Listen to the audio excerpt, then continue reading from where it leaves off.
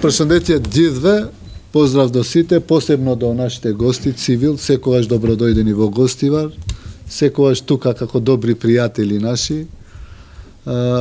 Убава тема за која што баш најдобро и може да се збори во Гостивар. Барем мој впечаток е дека тука веќе не со децении, туку со векови живеат повеќе етнички заедници кои што соживуваат релативно добро. И ја често велам дека сум многу горд на тоа дека наследив неколку убави работи, а и се обидов овој период да продолжам со такви работи. Прво, во Гостивар, традиционално од времето на Југославија, знам дека 3 јазици кои што се користеа во општината кога доаѓав како ученик, беа македонски, албански и турски. И до пред 2009 или 10 тогаш консензуално овде во Советот на општината се користеле само македонскиот и албанскиот. Консензуално сите советници донеле одлука да се користи и трет официјален јазик, и тоа е турскиот јазик. И тоа беше мотив плюс и за мене во 2017 година кога го зедов мандатот. Нели уште едно знаме ставивме, тоа е турското знаме кое што се користи во општината. А во вториот мандат 2021 година исто пак консензуално сите советници донесо одлука да се користи ромското знаме. И ако поминете пред општината ќе видите дека стои и турското, и албанското, и македонското државното знаме, меѓутоа и ромското знаме, кое што е, ние сме единствена општина во светот каде што се вее ромското знаме и многу сум горд за тоа. Ја би се вратил малце назад, овде луѓето живееле реков со векови заеднички.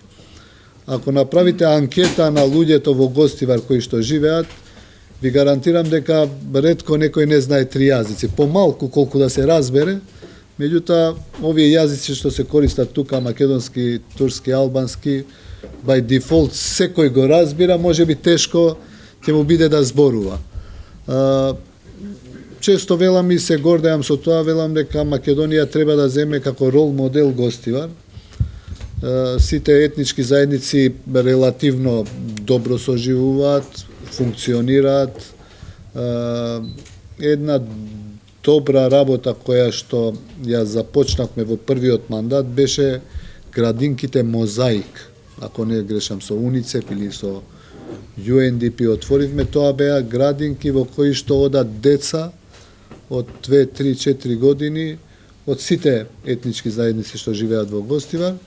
Во почеток реално ја бев скептик дали ќе функционира тоа, но денеска гледам и ми кажуваат дека има се повеќе интерес и од родителите, бидејќи нели детскиот мозок е како сунгер. Најубав период за да се научат јазици и култури едни од други е тој детски период, а тоа се всадува во нивниот посебно лимбичен мозок, понатаму и да имаат меѓусебен респект едни со други.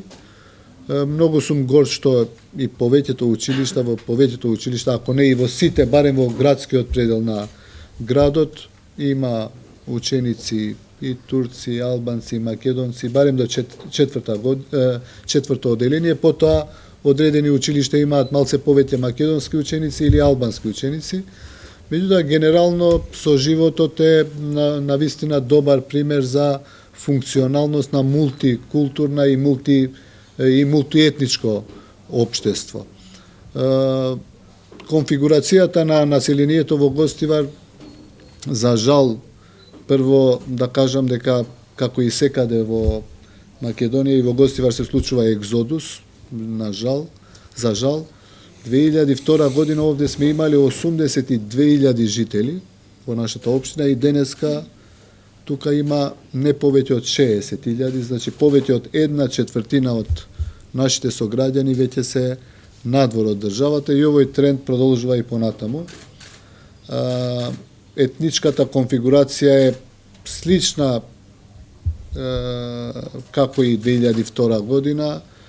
Најголем народ кој што живее во Гостивар се албанците, околу 64%. Ако сгрешам нешто ќе ме поправите. Македонци се околу 20%, Турци 11 или 12% и Роми се околу 3%. Културниот живот или генерално животот во општината се одвива заеднички насекаде.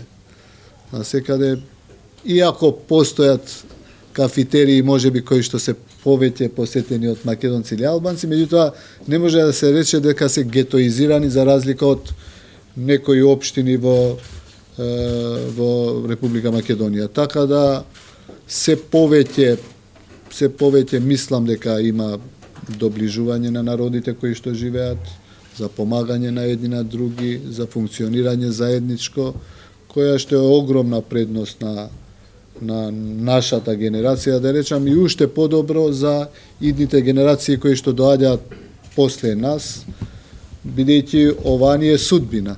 Мора да живееме сите заедно, мора да се почитуваме едни со други, мора да се помогнеме едни со други и ако сме сложни, и општината ќе оди и општеството генерално напред, и ако не сме сложни едни со други, ќе имаме проблеми, за жалост, како што и сме имали, например, 96-та година со знамето албанското, тогаш, ако се сеќавате, кога беше... Да, тоа беше конфликт кој што не би сакал да се повтори никогаш веќе. И сега повеќето одлуки, не повеќето, генерално одлуките кои што се однесуваат на меѓуетничките односи и на меѓукултурните односи во Советот на општината се донесуваат за наша среќа се со консензус.